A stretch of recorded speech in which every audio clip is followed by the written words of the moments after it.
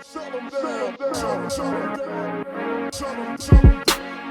Shut 'em, shut 'em, shut 'em down. Shut 'em down. Shut 'em. Family, what's going on, y'all? It's your boy Lyfe back with another video. Pray all is well, man. We out here doing well. Sun is out, feeling good. You already know, man. Listen, just wanted to start this video off with a quick story. Listen, I had a best buddy, my homie, my ace back in high school. We did a lot of dirt together. We did a lot of good together. Man, it was just a movie when we got together. My father came to a place and he was like, listen, Pat, you'll have a good friend in life, you know what I'm saying? Y'all walking together, but then comes a time in life where y'all begin to separate and part ways. I didn't understand what he was talking about because I felt like, nah, man, I can never part ways with my homie. This my ace, man. We gonna be in this together, ride or die. You already know.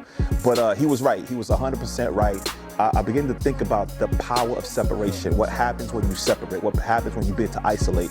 Because oftentimes, you know, we tend to find ourselves in situations and scenarios where we want to be tight-knit with someone for the rest of our lives, thinking that this is what it's going to be.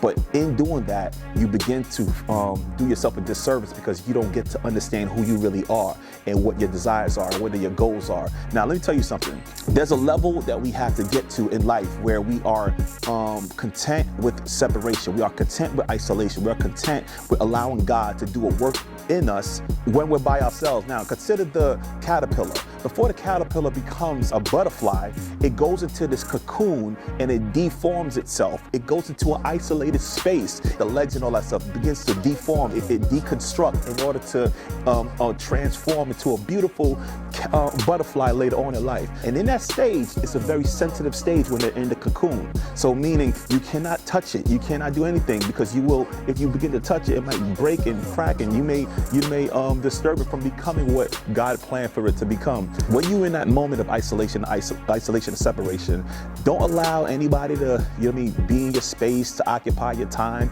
You gotta be willing to isolate yourself, you know, tapping into the inner self of who you are. So what I'm telling you is to tap into you, tap into you. You tap into you when you isolate. You tap into you when you're willing to separate and allow God to do the work that he wants to do in you. So it's your boy Lyfe, man. I just came to tap in to let y'all know, man, be willing to go through that process of separation, because when you separate, you get to relate to you. Deuces.